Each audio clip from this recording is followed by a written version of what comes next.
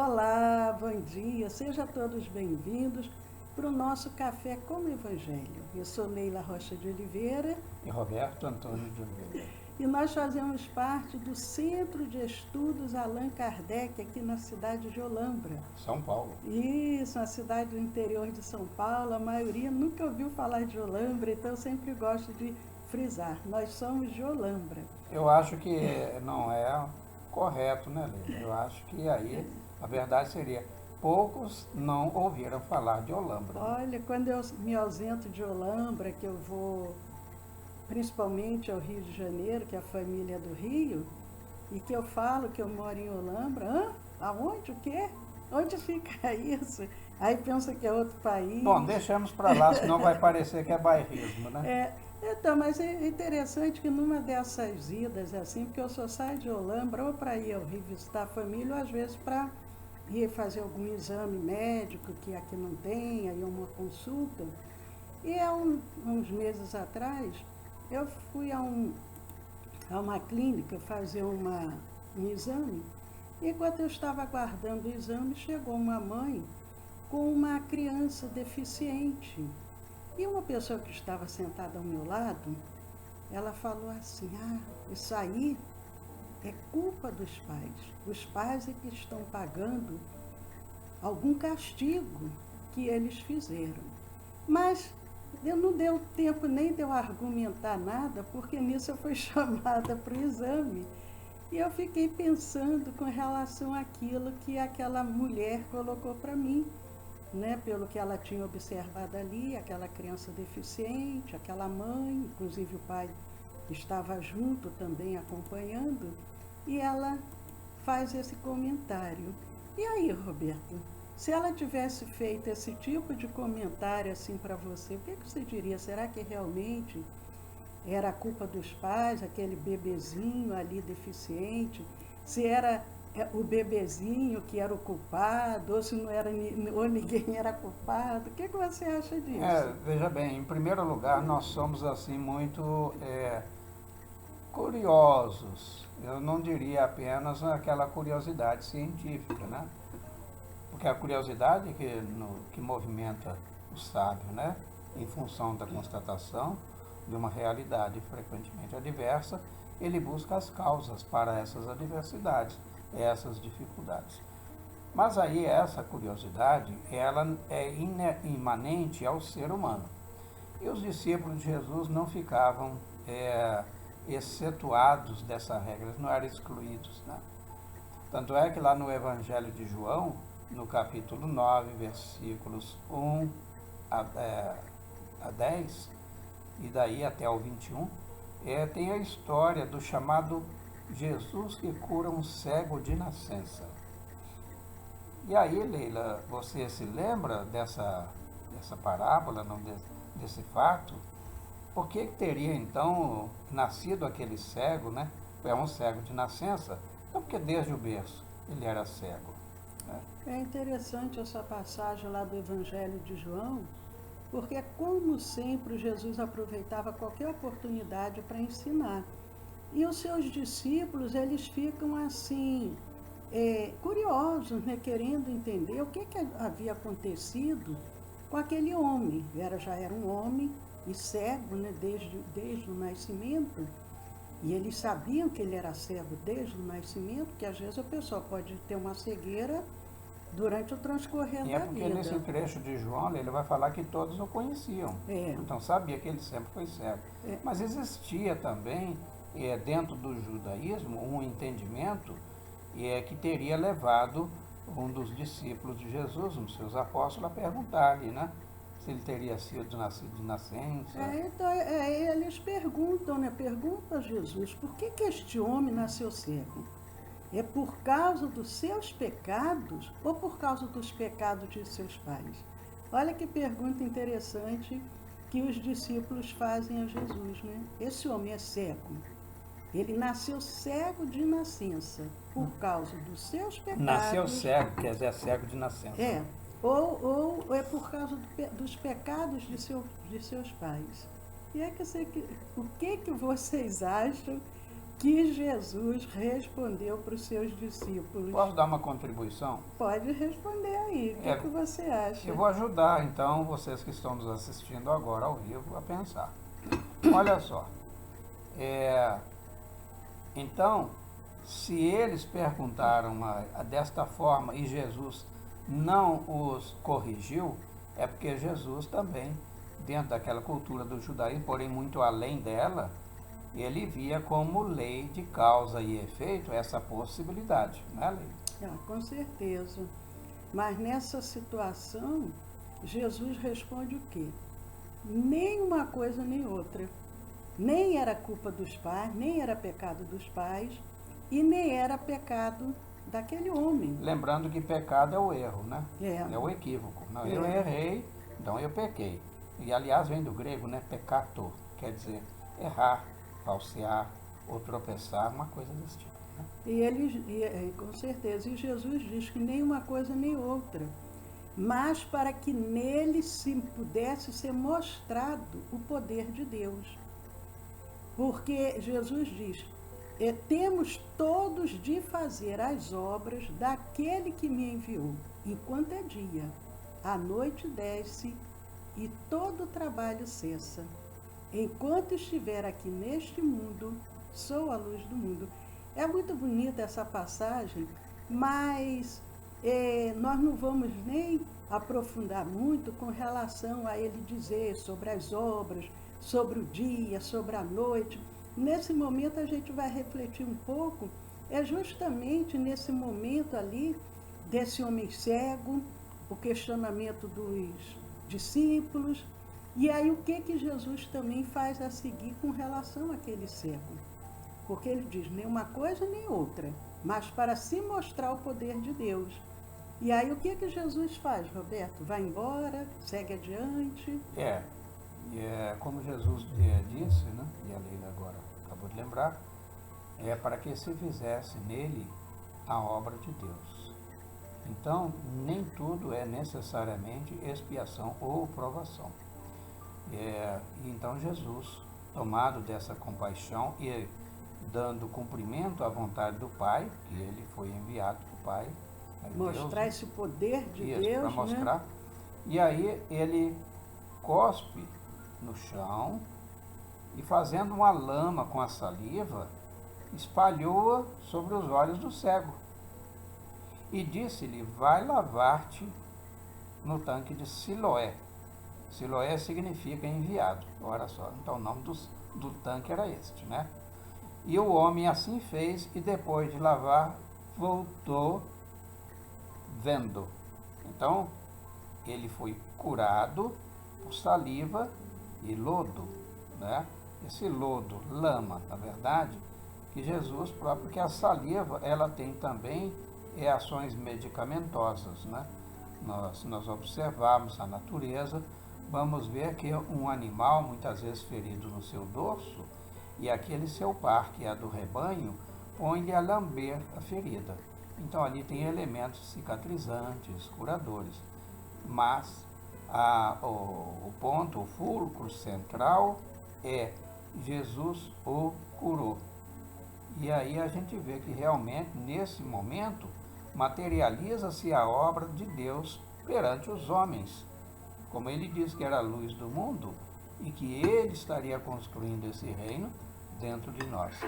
Mas a história, ela tem uma abrangência muito maior, e como o nosso tempo é muito pequenininho, não dá para a gente fazer uma abordagem mais profunda, né? Poderíamos até fazê-lo dentro de um grupo de estudos, né? E aí fica uma sugestão para vocês montarem seus grupos de estudos, né?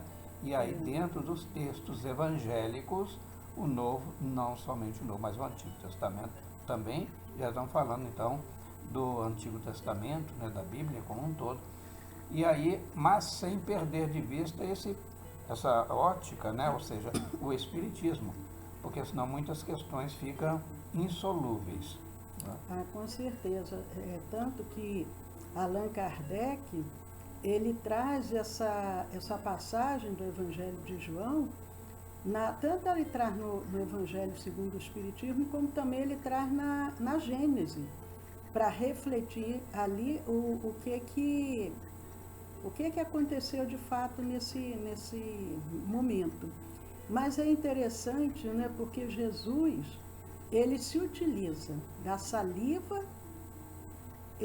que ele coloca, e era uma coisa que se usava. Ele coloca a saliva, porque a gente tem que lembrar o quê? Naquela época não existia nenhum tipo de medicação. Antibiótico? Não existia antibiótico, anti-inflamatório, não existia vacina, não existia praticamente nada. O que é que eles utilizavam? Quando o homem, na parábola do bom samaritano, o samaritano, o que é que ele utiliza para ajudar aquele homem que estava ali caído na estrada? Ele se utiliza de vinho, de óleo, eram as medicações que eles usavam, mas, e com a fé também que aquilo iria dar certo, acabava dando, porque não tinha, né, muitas das vezes daria certo, porque não tinha outra possibilidade. Mas nós sabemos que Jesus, o nosso governador espiritual, espírito puro, logicamente que o magnetismo, através daquela saliva, ali o ectoplasma, que é uma espécie de magnetismo, colocada ali naquela saliva. Como o Roberto disse, nós vemos os animais, eles se lambem para cicatrizar as feridas. Os animais, eles não vão na natureza. Lógico, os animais, quando já são animais domésticos, muitas das vezes a gente vai recorrer aos veterinários, mas a primeira coisa é o quê? Eles estão passando mal, eles comem grama, eles se lambem. Então, Jesus coloca ali a saliva, mistura com a terra, com barro ali, com a argila, faz um emplastro, coloca nos olhos daquele cego e diz para o cego ir se lavar naquele tanque, que era um tanque que também era considerado como sendo um local de cura. E quando o homem sai dali enxergando, foi uma grande revolução. É interessante, Leila, esse aspecto que você colocou agora, porque geralmente os descrentes, eles se postam à margem do caminho, eles não colocam-se em marcha. Então eles ficaram observando e duvidaram, né? E alguns diziam assim, não sei, parece que é ele, né? Aquele que eles conheciam, né? Será o mesmo homem, o tal pedinte? Né? O outro, não, me parece que é ele mesmo. Aí, o outrora cego de nascença, ele diz, sou eu mesmo. Então ele dá o seu testemunho. Mas interessante também colocar que muitas curas narradas nos evangelhos e proporcionadas por Jesus, ele arrematava com a frase, vá e não volte a pecar para algo de pior não lhe suceda. Neste caso, e pelas razões que nós já expusemos aqui, ele não faz essa recomendação. Porque ele, cego de nascença, era para que se materializassem nele as obras de Deus. Então era para que Jesus falasse, olha o que é possível fazer. Então um detalhe muito importante, conforme, e aí nós vemos que os próprios judeus, eles já acreditavam na reencarnação. Porque eles diziam assim, olha, este mal que você hoje está fazendo vai se refletir na sua terceira ou quarta geração. Até aí, por quê? Porque tendo sido ele mesmo o causador deste mal, ele vai reencarnar adiante, frequentemente no seio da mesma família que Kardec nos esclarece, às vezes no mesmo meio, no mesmo povo, na mesma região e principalmente no mesmo núcleo familiar. Então, em assim fazendo, ele, por exemplo, sendo trineto do que outrora o autor, que era o trisavô dele, fez, vai ser ele já reencarnado, né? E guardando as mesmas semelhanças. Por isso que, regra geral, fala, nossa, mas fulano se parece muito com o pai. Outro não, olha, nem tanto. Mas ele se parece muito com o avô ou com o bisavô. Aqueles que têm uma árvore genealógica e essa memória que é fantástica, é bacana até que a gente aprenda a cultivar isso, né? Conhecer quem foram os nossos parece não, né? fisicamente, né? Mas as características. As características comportamentais, o hábito de falar, as gestualidades, gesticulação, enfim, são uma série de características que permitem identificar nele essa semelhança. Então, veja bem, importante, muito importante, por isso que eu insisto, é que a gente não perca de vista isto. Era cultura dos judeus a reencarnação. E mais tarde mudou-se para a ressurreição, porque já houve aí uma mescla com aqueles povos com os quais os judeus conviveram, no seu processo de cativeiro, né? E aí vamos então adentrando um aspecto mais porque eles longo da história. utilizavam a palavra ressurreição, né? Nós já até Vimos aqui a semana passada, na sobre sexta-feira. isso, eles utilizavam essa palavra ressurreição, mas com o mesmo significado para nós espíritas de reencarnação, só que eles ainda não tinham a compreensão que nós espíritas temos o que seria isso. Mas é interessante porque quando os discípulos, que é o que o Roberto está falando, né? Quando a gente vai estudar a Bíblia, que é importante a gente estudar o Antigo e o Novo Testamento, mas ir estudando e saber analisar nas entrelinhas.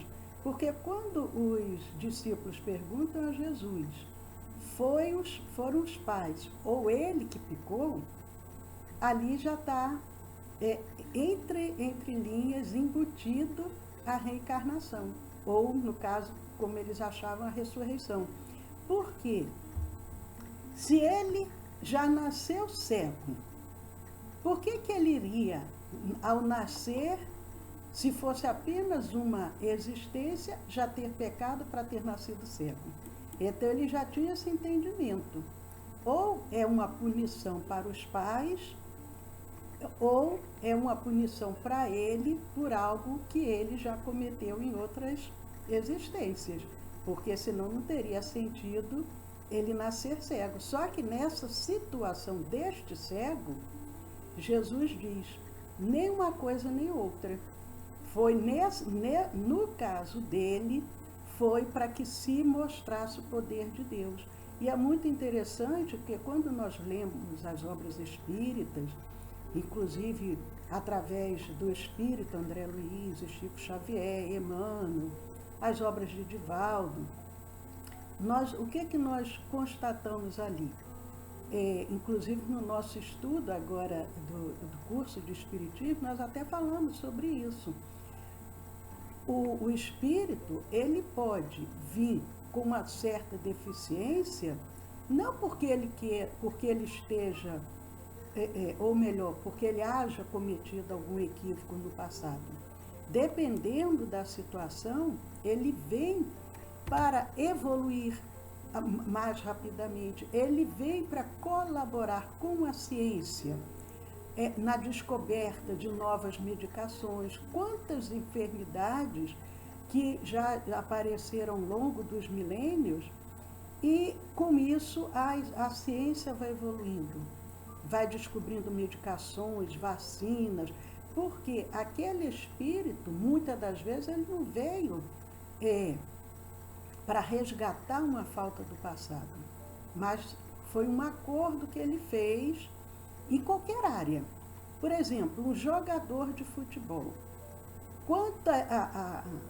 Dentro do futebol se evoluiu para evitar que a pessoa sofra, que o jogador sofra acidentes. Em todos os tipos de esporte, quantas aparelhagens, quantas proteções foram desenvolvidas para que não ocorram mais acidentes na área automobilística, na área da aviação. Então, acidentes que aconteciam no passado, às vezes aquela pessoa se dispõe a vir, passar por aquele problema, por aquele acidente, ficar lesionado ou até desencarnar em função daquele acidente, para que a ciência possa evoluir. Então, Leila, eu acho que até parafraseando a fala de Jesus, né, para que nele se manifestasse a grandeza de Deus, as obras de Deus, conforme você agora acabou de falar, eu não tinha ainda feito essas conjecturas, né? Então, visto sob essa ótica, vai ver o seguinte, que às vezes as pessoas, ou seja, os espíritos, eles concordam em vir numa condição de dependência física ou até mental, para que seja ali instrumento de pesquisa científica, e neste caso ele também estará, apesar das limitações dele, numa reencarnação missionária. Exatamente. Porque ele servirá de instrumento para que outros que adiante viriam com os mesmos problemas dele, seja permitido aplicar os resultados das conquistas científicas nele, minimizando assim as nossas dificuldades. Então, queridos irmãos, queridas irmãs, o que eu posso dizer, concluindo, e eu já servindo para mim mesmo, é que sempre haverá doenças, mas os doentes são casuais, poderão ter ou não ter, porque nós adoecemos quando o espírito está enfermo. Exatamente. Enquanto formos planeta ainda nesse processo de evolução, porque vai chegar um momento que aí o planeta passa a regeneração, já quase não vai ter doenças, aí depois já passa para um planeta superior, mas enquanto estivermos nessa transição, e é o que nós estamos observando agora, quantos irmãos neste momento estão sendo instrumentos para desafiar a ciência?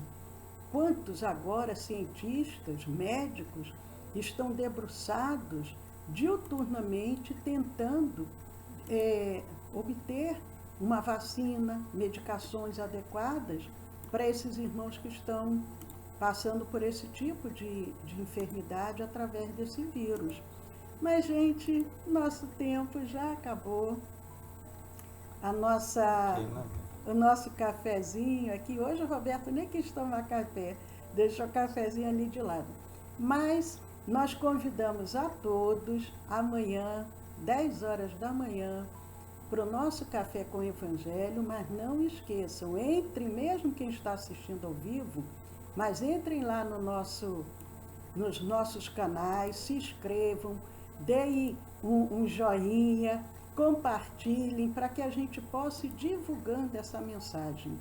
E convidando, como eu ia dizendo, a todos hoje, às 20 horas, 8 horas da noite, nós temos a nossa preleção, a nossa palestra.